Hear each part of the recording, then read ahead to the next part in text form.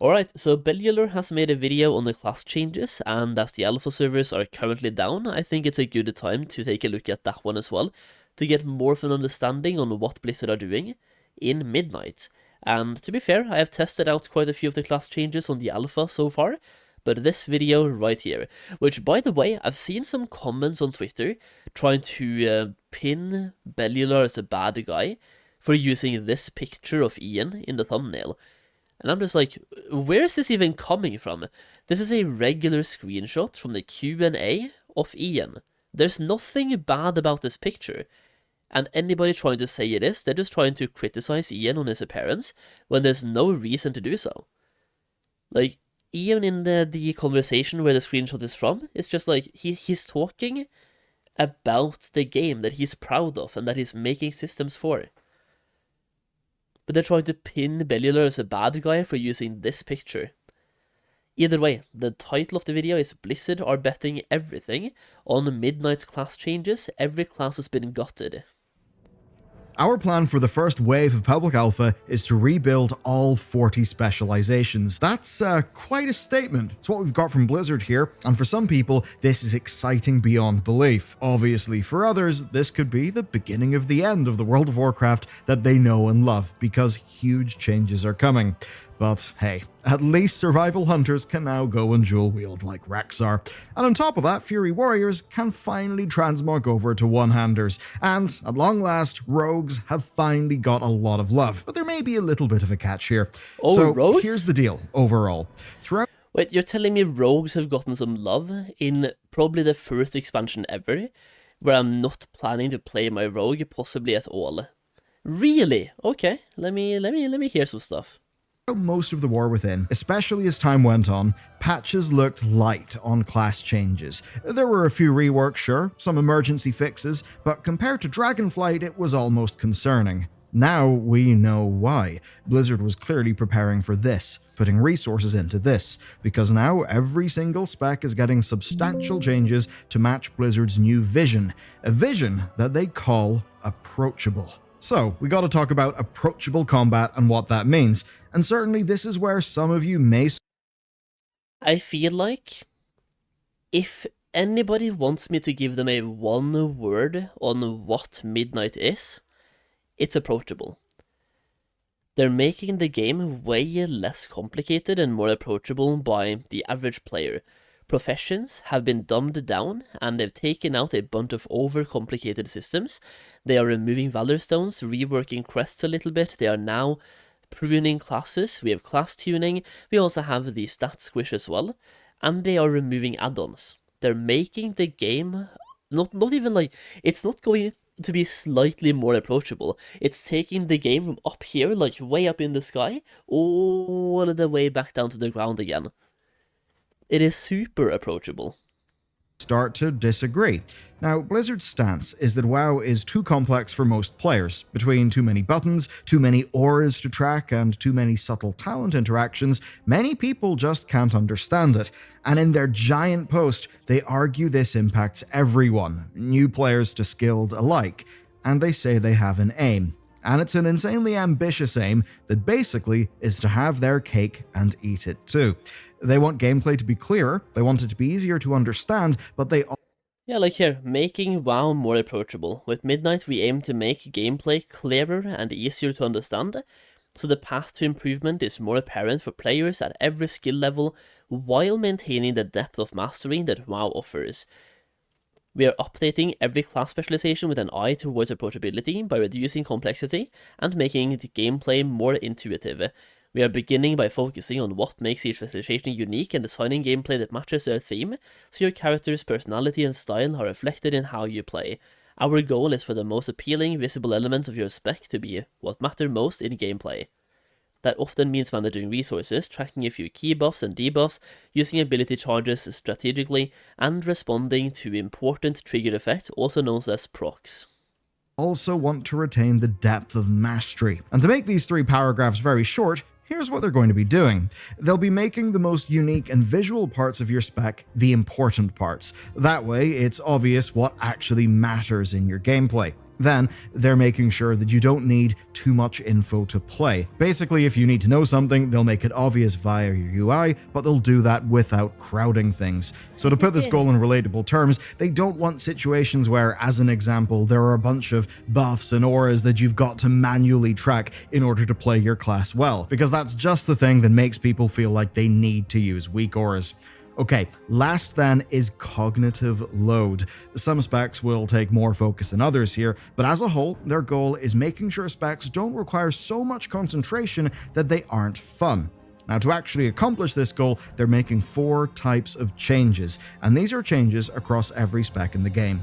So, first, ensuring you do not need add-ons, and the example they give is Roll the Bones. It is being massively simplified, where now it rolls a buff between level 1 and 4. There are fixed bonuses based on the level. It's still random, but it's nowhere near as complicated to... I'm just gonna say, by the way, ever since it came out, I have actively hated Roll the Bones. And no matter what they try to do, I'm going to keep hating Roll the Bones. I don't like the RNG element, man, at all. And just give me Slice and Dice, or something else, I don't know. Give me a way to decide the buff from rolling the bones. Like, I don't want to roll anything. I just want to get a buff that is predetermined, and I can choose the buff that I want to have. Please, thank you. That'd be lovely. Yes. I don't want to have the whole RNG thing. I have despised roll the bones ever from the start. It's so bad. Reroll, as an example. You get fixed bonuses based on the level. It's still random, but it's nowhere near as complicated to reroll as it was previously, where essentially a lot of people would just compute that logic over in a weak aura and then have the weak aura tell them what to do. Second then, removing abilities that aren't, quote, meaningful, like say removing some of assassination. I will say, by the way, with the whole restrictions they have now on weak auras are looking like they're not going to be in Midnight. That was a statement made by the weak aura team, by the way, that weak auras are likely not going to be in Midnight. There are some, there are some caveats to that, to where they might come back, depending on what Blizzard does on the alpha. But very likely, I would say there's currently a 87.23% chance of weak auras being completely gone from Midnight. Which, I don't know how to feel about, dude. Like, I'm not the biggest weak aura user to begin with, but I do use them a little bit, and they are definitely nice to have. And we're going now from having several expansions of weak auras being somewhat important to suddenly being gone. That's gonna be like an interesting transition. It's not even like a transition, really.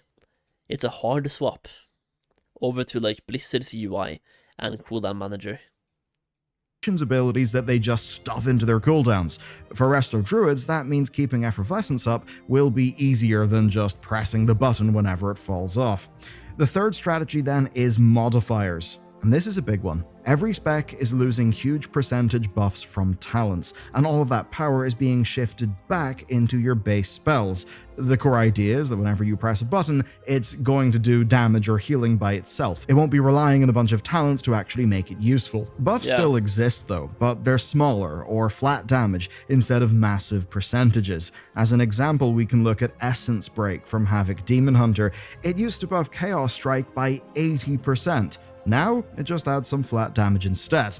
Though, there's one spec they may have gone a little bit too far on, or perhaps way too far on, and I'll talk about that one later. No! The fourth change then is, quote... Talk about it now, dude, what do you mean? Bro, you can't just drop that and be like, we'll talk about that later. Come on, dude. That is such a YouTube game, by the way, giving you a little bit and be like, you have to keep watching to get this. That is such a Mr. Beast tactic, but hey. Important but subtle talent interactions. They call out Balance's Waning Twilight. It was one small talent, but it dominated their entire damage profile. So they're gutting it, and they're also gutting others like it. So that's what Blizzard wants to do, and they've already started, so let's take a look at what the changes are to see if they've succeeded. Right, this isn't going to be a full breakdown of every single change. That's because there are 38,000 words of patch notes. I'm not kidding when I say I can only spot 3 specs without a major shift in gameplay, which, by the way, are Havoc, Frost DK, and Prot Warrior. And do you know why that makes a lot of sense? Well, because those were the last 3 reworks put into the game. That's not to say they've got no changes, though they do actually have ones which should make them even better. And what I'm going to do today is pick out the biggest examples. I'm going to walk you through them and we'll see what this new version of World of Warcraft looks like. Frost mages are a perfect example here. Obviously, yeah, this is like exactly the video I was looking for, by the way, when it comes to class changes, looking at the most important stuff. Because I went through this blue post myself, and it's just like, it's so many words. I had to scroll forever just to scroll through it, and then imagine reading it as well, dude. Obviously, without playing it for a while, you can't really tell how it feels, but I can tell you this. You're going to need a lot fewer keybinds.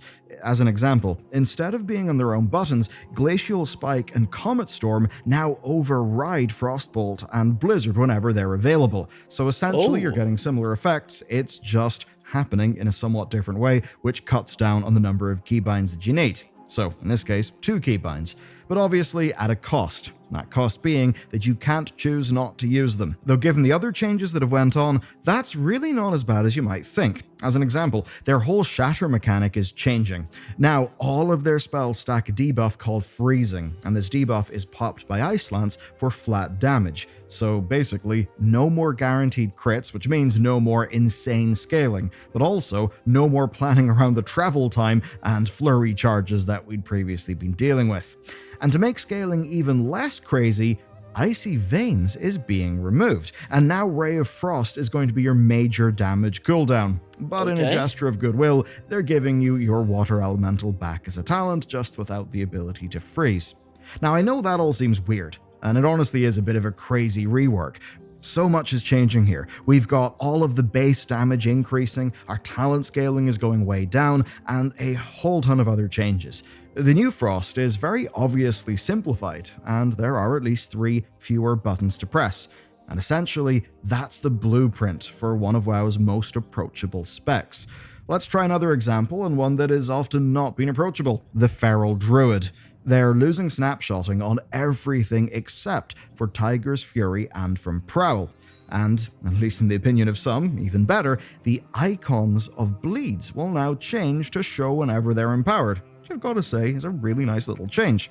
But it does come at a cost. Blood Talons is completely gone. So is Brutal Slash and Adaptive Swarm. But in return, you're getting Chomp, which is a new ability that you can only use at low energy. To put it simply then, this reduces button count and it brings down the skill ceiling.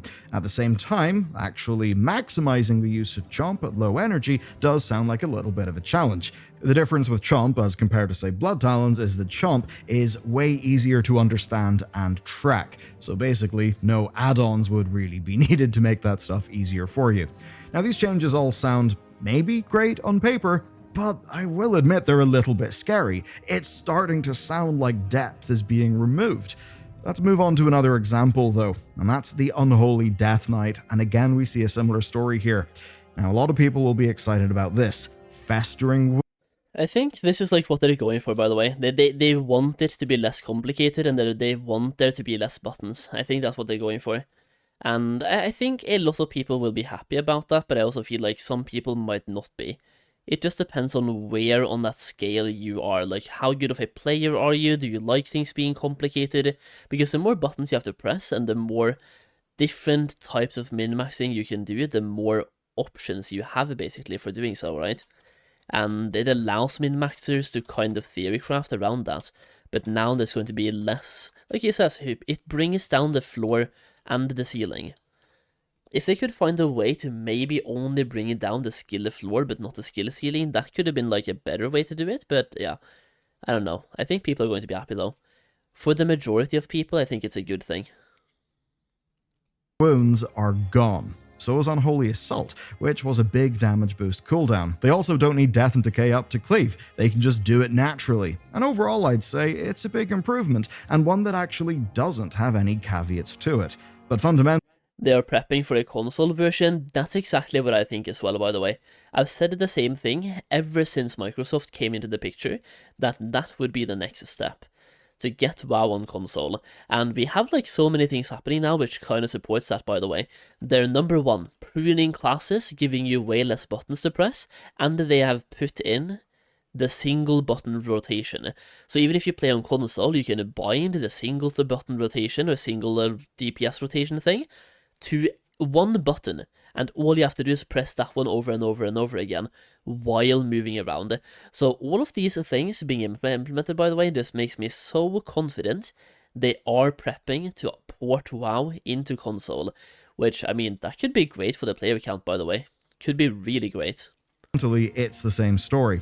Anything that was complicated to track or that scaled too harshly is gone. And this is a perfect example because people basically love it. It's managed to solve serious problems in the spec and introduce both disease-heavy and necromancer-style builds, which are things that people have wanted for years. They've even kept Gargoyle. Gargoyle ramps up damage based on what you do during the window, so it's hard to optimize. So basically, there's fantasy, there's simplification, and still there is depth. So it's a good example. Now, these class changes across the board are, I would say, rather elegant. The genuine class fantasy elements coming to loads of classes are the sorts of things we've waited for years and years. To just give you another example, Affliction Warlock is finally losing Malefic Rapture. It's back to spending in a stable Affliction, and people seem kind of overjoyed about it. So no, why do you say finally? Bro, that is my favorite Warlock ability, and you're saying finally? Dude, come on, man. That's my favorite thing about being a Warlock. Not even sarcastic, by the way. Damn it. So, from these examples, out of 40, it looks like Blizzard has met their goals. These specs are all definitely simpler. There are fewer buttons to press, they don't have as many things to track on nameplates or with add-ons, and the big scaling talents and abilities have been removed, allowing for more steady baseline damage. Now, the skill expression, I would say, seems to mostly still be there. But there is a catch, and that's that only time will tell if it's still enough to keep people playing. You see, that's the real danger here. Blizzard are fiddling with the part of World of Warcraft that's held up solidly for 20 years. That being said, it's held up with the support of weak auras, of boss mods, and all of these things that a lot of people now find themselves not really wanting. But most of all, the impression I get is that this, quite simply, is a new generation of WoW combat. I don't think we can look at one or two changes to our class and think, this will be way better, this will be way worse. This has got to be taken in context of the add-on changes, the new game UI, and also all the changes they're making within dungeons and raids. So though I do think this is a dangerous thing for Blizzard to change, I don't think it's something to worry about humongously just yet. And I'll tell you why. Here's the thing. Patch 11.2 has been one of the most fun patches of WoW, encounter-wise, for quite a long time indeed. And that really is important, because Midnight is going to be building on that. It will be going in a similar direction. And we need to remember that class gameplay is just one part of the puzzle. We are heading into a world without combat add-ons. Blizzard have promised that that means bosses and dungeons will be changing to compensate. We may even find enemies in Midnight that are a bit more taxing to make up for the relative rebalance between class complexity and encounters. Here's one serious possibility. Blizzard might be cautious. Without add-ons, many people will need to readjust. They will need to relearn the game. You know, instead of an air horn and a flashing...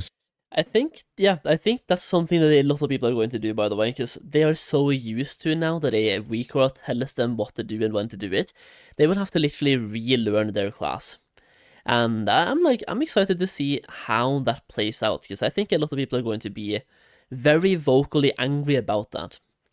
It's the same thing in Classic, right? If they took away something like rested XP, you would now have to think about where to go and where to quest.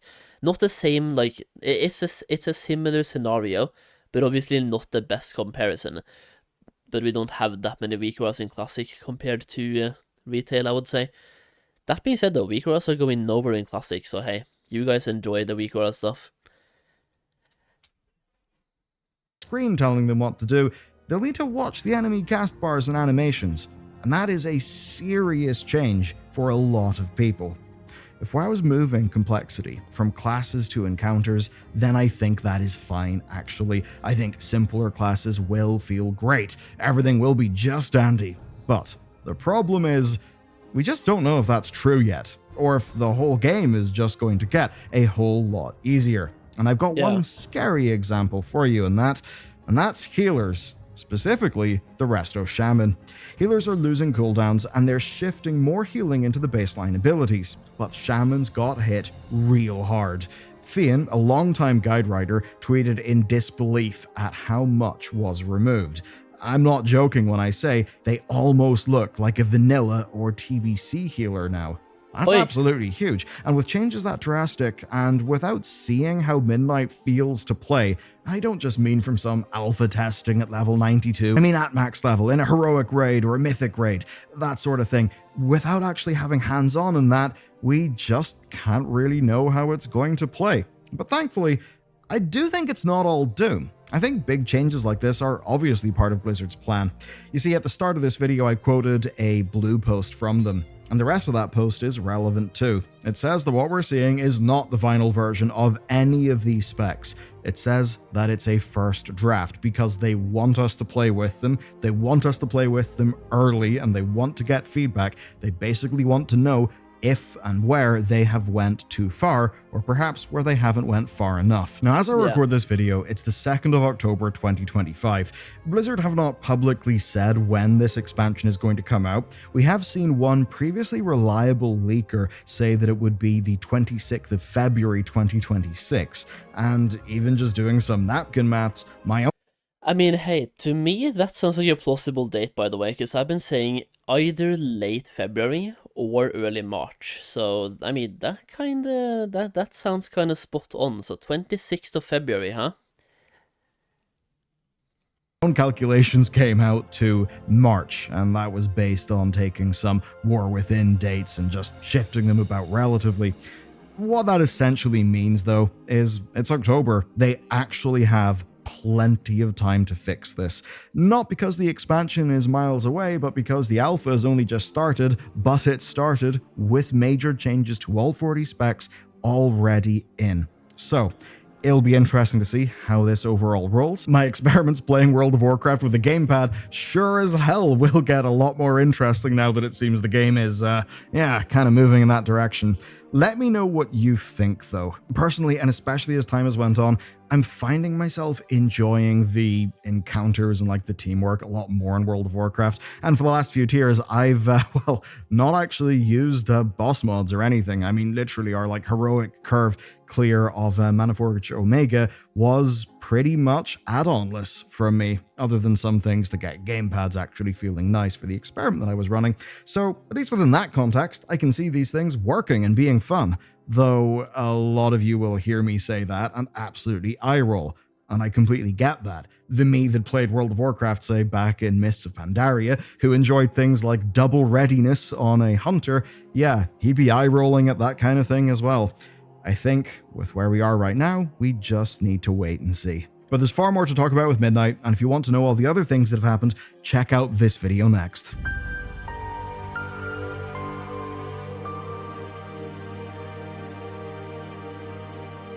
Oh, it's not recording my regular WoW gameplay, dude. Come on, why? Why is it like this, by the way?